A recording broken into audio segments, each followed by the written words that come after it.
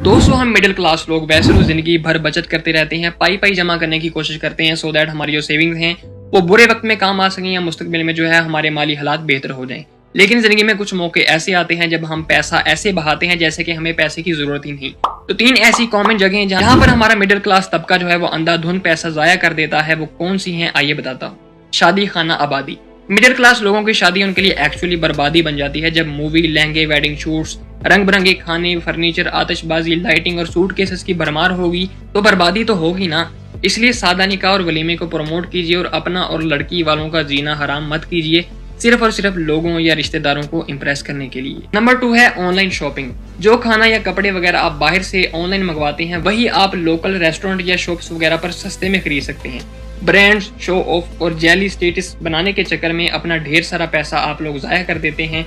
इसलिए किफायत शारी और तवक्कुल को अपनी जिंदगी का खासा बनाएं ताकि जिंदगी पुरसुकून हो सके। नंबर 3 है एजुकेशन। पाकिस्तान में तालीम का मयार और नाकस करिकुलम का तो आपको पता ही होगा। ऊपर से प्राइवेट स्कूल, कॉलेजेस और अकेडमीज का धंधा खूब चमक रहा है, जबकि जो ग्रेजुएट्स जो यूनिवर्सिटी से निकल रहे हैं उनके स्किल सेट को देखें तो वो एम्प्लॉयबल है ही नहीं।